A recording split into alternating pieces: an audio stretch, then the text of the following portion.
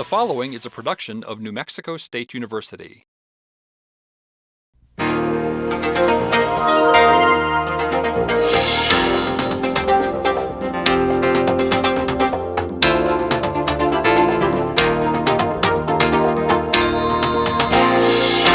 Welcome to another episode of Long Live La Familia, our nutrition soap opera series that speaks not only to our hearts, but also to our appetites.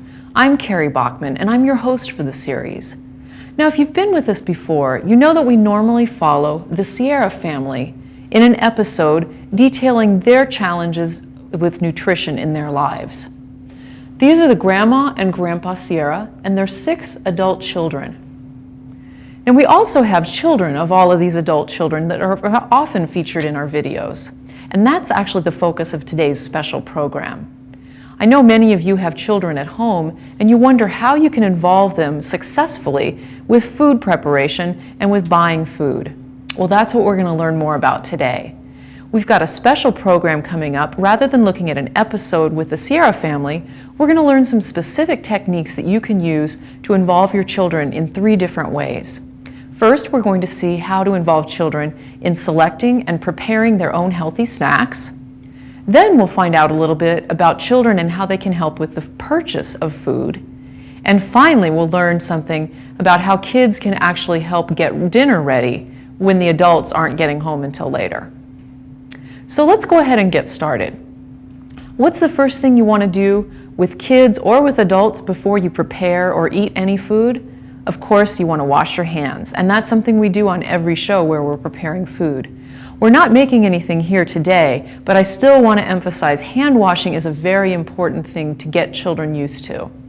Children need to be sure that they're washing with warm water, that they're using a lot of soap, and that once they get their hands sudsed up with the soap, they want to rub and get all of that dirt and bacteria off for 20 seconds. 20 seconds sounds like a long time, but actually if you have the children sing the ABC song, that's just about 20 seconds. Then they can start the rinsing. So once kids have gotten their hands washed, then it's time that they can actually start selecting and preparing their own snacks. Now today we're going to look at a couple of alternatives to some store-bought snacks that aren't quite as inexpensive or healthy. The first one, this is a really popular type of candy with a lot of kids. Peanut butter chocolate candies. And so we're going to show actually a healthier alternative that you may remember from one of our Sierra nutrition episodes. Another thing that kids really like is kind of a mix of cereal and pretzels, like a trail mix. And you can buy this at the store, but it's pretty expensive and usually high in salt and fat. So we're going to show a homemade version of this today. And then finally, of course, you have these packaged snacks that kids all over seem to love. But did you know that your children can actually select and prepare something very similar that costs you a lot less and will be healthier? Well, let's go ahead now and take a look at our snacks segment.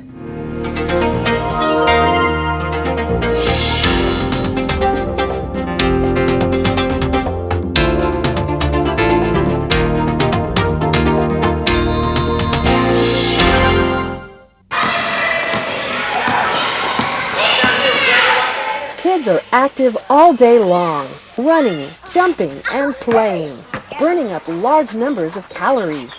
Eating breakfast, lunch, and dinner is a good start for your kids, but may not be enough.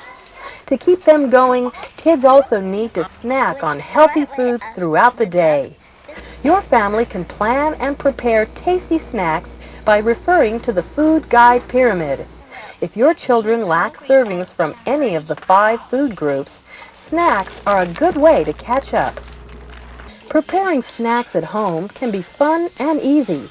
It can also save parents lots of money.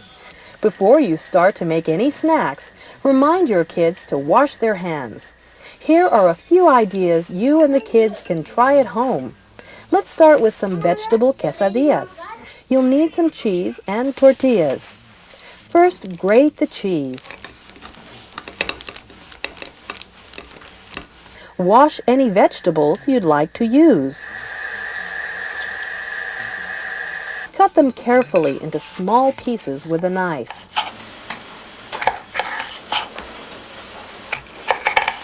Place the vegetables in a small amount of water. Use a covered container in a microwave or a saucepan on the stove. Steam the vegetables until slightly tender. You can use a corn or flour tortilla for this snack. Place the steamed vegetables on a warm tortilla.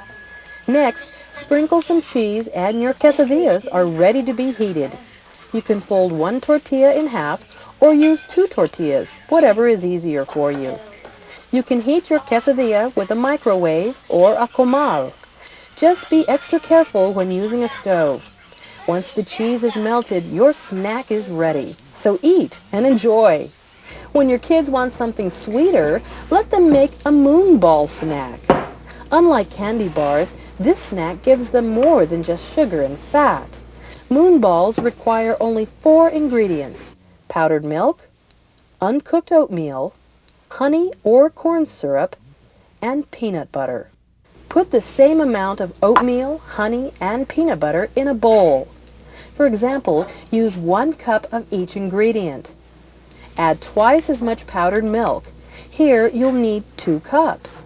Stir with a spoon until it's evenly mixed. Form the mixture into balls using your hands. Pour some extra oats onto a plate and roll the moon balls into the oats.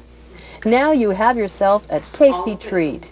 If you have any leftovers, you can refrigerate them up to 1 week. When you're short on time, cold cereal makes a quick snack. Kids can eat it plain or with milk. Try to stay away from the sugary kinds and buy it in large quantities. You'll stretch your dollar and you'll never lack a nutritious and delicious snack. Home or away from home, kids are usually hungry. While pre-packaged snacks are tempting, they're often expensive and fattening. Instead, pack a snack at home. Remember, choose foods that will hold up to a child's rough handling and that won't need to be kept hot or cold. Firm fruits like apples are a good choice. Oranges cut into wedges are easy to eat. Vegetables, either whole or sliced, are appetizing. Kids like chewy and crunchy foods. They can make their own trail mix by combining dry cereal, popcorn, pretzels, and raisins. Put the mixture into plastic bags or containers, and snacks will be ready when you need them. Whether your kids snack at home or somewhere else, make sure good nutrition follows them. As a parent, you can take the time to teach your kids healthy snacking habits that will last a lifetime. Isn't it amazing what kids can do on their own in the kitchen? Just a couple of reminders to keep in mind as your kids are working in the kitchen. First, if they don't have a lot of experience or they're very young, you want to make sure that they're supervised until they learn how to safely use a sharp knife and appliances that use heat or things like blenders. The other thing to keep in mind is kids should not be eating snacks when they're running around or playing hard. There's a danger of choking. When you serve a snack or when your kids eat their snacks, encourage them to actually sit down and enjoy them and talk with their friends while they're eating, rather than being engaged in active play. Now that active play brings up another thing that's very important to keep in mind. Some children are very active, and so they're naturally going to need to eat larger snacks and perhaps more snacks. Children who are not getting as much activity probably won't need as many snacks. And that's important to keep in mind. Physical activity is the other side of the equation of nutrition. And you want to be able to balance both of those things, both as adults and as children. So it's important to encourage your children to be active, whether it be outside, whether it be in a sport that's organized at school. And if they're active, then those snacks will really help them stay active and also give them nutrients that are very important for their growing bodies. Now let's talk a little bit about the segment that's coming up. We're going to look at how children can help with buying food in the grocery store. Now some of you may say, well, my kids are so little, I don't see how they can help at all. And in fact, they don't help me when I go with them to the store because they distract me. But others of you may have young teenagers or teenage children who really could be doing a lot more to help you out in the grocery store. Think about it for a minute. A teenager is just a few years away from being on their own, perhaps living in an apartment, going to college, or having a job. And when those children are on their own, they're not children anymore. They need to have the skills to learn how to select food in the grocery store, how to pay for it without getting overcharged, how to budget their dollars, and what a better place to start when they're at home. So that's something you can start with your children even at a young age. This next segment we'll see several young girls, and also remember your boys can do this too, doing the family shopping at the grocery store. One of them is actually going for the weekly groceries. The other one is going for a quicker stop to pick up some essential items that they needed for the week. Whichever the case, make sure when you're working with your kids to buy groceries that they understand exactly what you expect them to get and that you give them a sufficient amount of money to purchase it. Let's go ahead now and take a quick look how we can get our kids involved with purchasing groceries.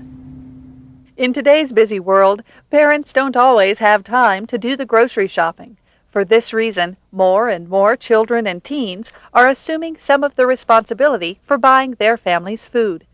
Whether your kids run to the corner store to pick up just a few items or they buy the week's groceries at a larger store, there are several things they should know. First, just like you, your child should always shop with a list.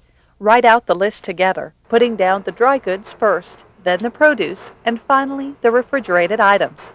Within these categories, organize the list in the same way that the store is set up, so your child won't have to backtrack to find items.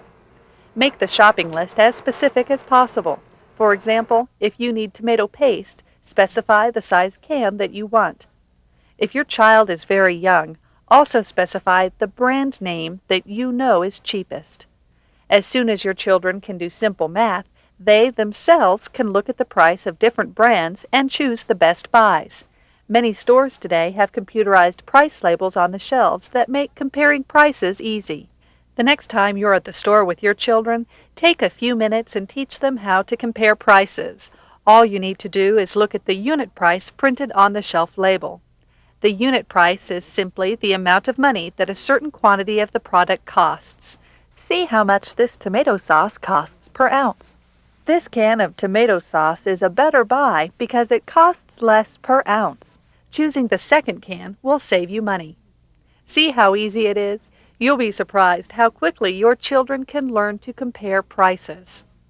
Once your child has chosen the lowest priced item, he or she should check carefully to make sure it is in good condition. Teach your children not to buy canned goods that are dented or bulging. These are signs that the food inside may have spoiled. Bagged and boxed foods should be inspected for holes and wet spots. Show your children how to squeeze bags gently so they can find the ones that are airtight. This will keep them from buying cereal that has an off taste or that has been invaded by bugs. As your child puts items into the cart, he or she should cross them off the list. That way, extra items won't be bought by mistake. Teach your children not to be taken in by seasonal promotions and special sale items. These displays are often located at the ends of the aisles. If you've made out your list carefully, buying something that's not on it will probably not get you anything you really need. Once your child has purchased all of the dry goods on your list, it's time to go to the produce section. Obviously, he or she should not choose anything that is bruised or squishy. Otherwise, each type of vegetable and fruit is different. You will need to show your children the specific things to look for in each kind of produce. When your children have become more experienced shoppers, let them find the best bargains for you in the produce section. For example, just make a general list showing how many pieces of fruit you want for the week. Your child can pick out that many pieces of fruit, choosing the types that are the cheapest and in best condition. The same goes for vegetables. Now it's time to pick up the cold items. Teach your children to get refrigerated items at the end of the shopping trip so that they will stay as cold as possible. When choosing milk, tell your children to pick containers that do not leak. Also, it is important that they check the expiration dates printed on the cartons. Choosing meat is similar to choosing dairy products. Your children should avoid buying leaking packages and should check the date printed on the label. Once your child selects a package of meat, he or she should put it into one corner of the cart so that it won't leak onto the other foods. Once everything on the list has been purchased, it's time to pay for it. As items are rung up, your child should look at the name of the item and its price on the digital display. If the display does not correspond to the item selected, your child should alert the clerk. If you buy your groceries with cash, make sure that you have given your child enough money. In case the money doesn't cover everything in the cart, be sure to tell your child which items not to get. If you buy your groceries with food stamps, be sure that your child is familiar with how to use your EBT card. Because no cash changes hands, it is very important that your child give you back both the store receipt and the EBT receipt. And don't forget to get the EBT card back. Be sure to enter the amount that was deducted from your EBT card into your records. That way, you will know how much money you have left on your card the next time you go to use it. If you find that your child has purchased items that were not on the list, don't let it slide. Insist that your child pay you back. Otherwise, he or she will continue to take advantage of your EBT card, and you will not have enough money to buy food later in the month. But don't worry. Problems like this won't happen often if you gradually teach your kids how to be smart shoppers. Start the next time you go to the store and teach something new each time you shop. Before you know it, your children will be able to assume many of your family's food buying responsibilities. You will enjoy more free time, and your kids will learn skills that will help them out when they have families of their own. It's interesting to see just how much children can help with the grocery shopping.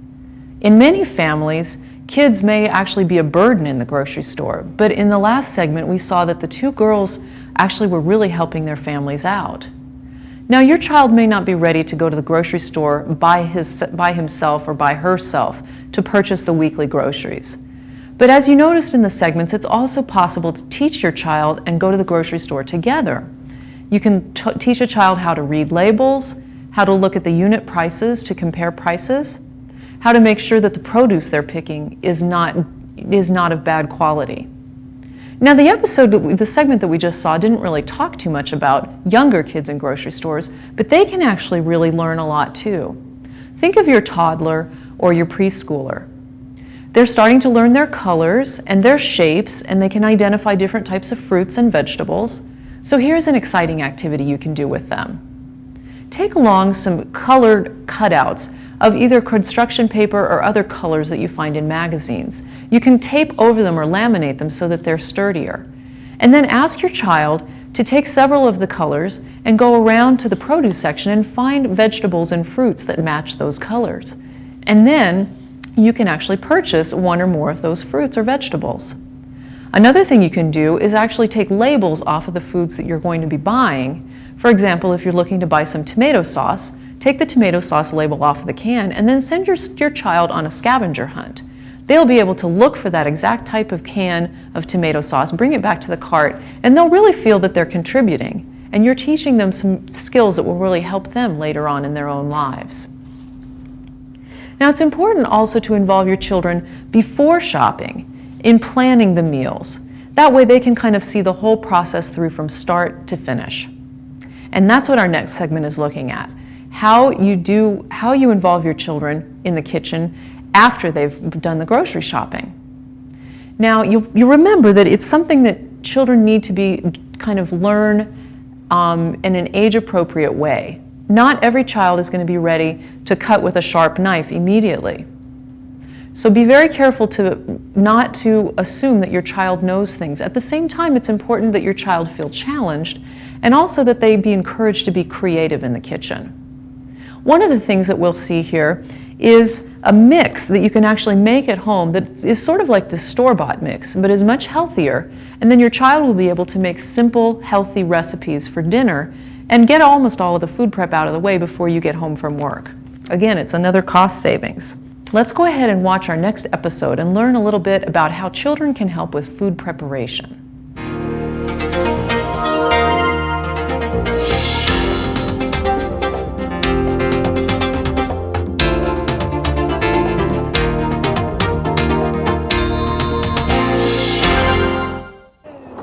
Moms are busy all day, caring for children, cleaning the house, running errands, and working at outside jobs. After doing all this, they don't always have the time or energy to cook at night. Did you know that your children can help you cook dinner? Yes, both girls and boys can learn to cook entire meals if you teach them slowly and give them plenty of encouragement. Bringing your kids into the kitchen will do more than give you some time off from cooking. When they pitch in, meals can be on the table when you need them to be. That means that you won't be tempted to pick up fast food on your way home to fill the empty stomachs waiting for you. You'll save money by involving your kids in the cooking. Just as important, your children will be positively affected. Kids naturally view cooking as a fun, exciting activity, and they will be proud to be able to help you. As time passes, they will gain self-confidence and acquire valuable skills. When the time comes to live on their own, they will be better prepared to do so. When your kids first start out cooking meals for the family, it's best if they begin by doing some of the prep work. You should be there to supervise the first few times so that they fully understand their tasks. Teach them to be careful when using heat-producing appliances, blenders, and knives. Try to be patient and be sure to hand out lots of praise. Do you think that your kids are too young to be of much help? Even preschoolers can wash vegetables and tear lettuce for salads. By the time they are 5 or 6, most kids can cut vegetables if you supervise them carefully. Kids at this age are also very good at cleaning dry beans. They may even be better at it than you are. As your kids become more comfortable in the kitchen, they can progress to more complex tasks. Teach them how to follow recipes as soon as they can read. You can also write out your own instructions for them, with pictures if necessary. Write down the time that they are to do each task if you will not be at home to remind them. Go over the instructions with your kids before you go to make sure they understand what they are to do. Certain appliances lend themselves to being used by children to make meals. Crock pots are ideal because all the ingredients cook at once. They do not require much attention once everything is inside. But even if you don't have a crock pot, your kids can still cook main dishes. Stews are particularly good for kids to make, since the quantities of the ingredients do not need to be exact. Let your kids use their imaginations to create delicious and nutritious stews from vegetables and meats that you have on hand. Your children can even make the bread for dinner themselves. Teach older children to make tortillas or biscuits from scratch. Younger kids can make breads from mixes, which are quick and easy to use. To save money and to make these breads more nutritious, prepare them from flour and cornmeal mixes that you have made yourself. Check your local extension office or food stamps office for recipes. Round out the meal with salad or some vegetables. A microwave is handy for cooking raw, frozen, and canned vegetables. Your children can simply put them in a covered bowl and steam them. Does all this sound too good to be true? Remember, you never know what your kids can do in the kitchen until you work with them. Just have patience and don't expect too much at once. As your children gain more experience and confidence, they will be excited to tackle more complicated tasks. Start today to involve your kids in preparing meals. Your whole family will appreciate their efforts. Who knows, the experience might encourage your child to become a great chef someday. Kids can really help out with food preparation after school hours, especially since many adults both are working outside the home or single parents, and so when the kids come home from school, it helps a lot to have them get dinner ready. That can avoid you spending money on fast food or convenience foods. Your family will eat healthier, you'll tend to eat together at the table, and your children will also feel a real sense of accomplishment and that they're contributing to the family. That's why food preparation is such a great way to involve kids. They naturally enjoy cooking, and that's also a way to get them to help. It's not like doing laundry, which may not be as much fun. Cooking is actually really fun for most kids. Now, as you've noticed, it's not always enough to know what is healthy for either adults or children. I might know what a healthy snack is, but unless I have the skills to actually prepare it, I'm not going to eat a healthy snack. And that's where it gets back to really helping your children develop confidence and skills, both in selecting and preparing snacks, in shopping for food at the grocery store, and also in preparing whole meals themselves at home. When your children help you out in these ways, be sure to give them lots of praise and encouragement. You don't want cooking or shopping to become a drudgery. And especially when children get older and become adults themselves, it would be a shame if they've been turned off to cooking because they've been forced to do too much of it. It should always remain fun and exciting. Remember, food is a very fun way to teach practical skills that extend far beyond the kitchen. When a child learns how to read a recipe, that will help them with reading directions in the future on appliances or reading in school. As a child learns how to mix inside of a bowl without spilling, they're learning coordination. So the skills really carry over to other parts of their life as well. Remember, you as a parent are your child's most important role model. If you don't like to cook and your child sees you eating fast foods and convenience foods, your child isn't going to have much incentive to learn to cook themselves. And that's where it's so critical to actually get in the kitchen with your child, go to the store with your child, and learn together. If you're not really accomplished or experienced in the kitchen, that's okay. You and your child can learn together, and it's a really fun way to interact. For example, think about the three segments that we saw, and let's see if we can come up with a goal for you and your family over the next week or so. Perhaps you might want to work with your child to select and prepare a healthy snack that you saw in our first segment.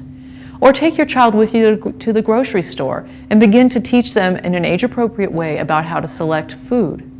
Or finally, help your child learn to prepare some of the foods for dinner time at home by themselves. Now, if you'd like, you can call the phone number on your screen and we'll send you some recipes, including the one for the mixes that you can make as an alternative to this store-bought mix. If you call that number, you can also find out more about our free nutrition classes, which we offer all around the state. And in fact, we offer those to both adults and to children. You can work with your kids in the kitchen at home. Your family will be much stronger, and your children will learn important skills that they then will pass on to their children. Good luck to you and your children as you work together in the kitchen and the grocery store. Until next time, long live our families.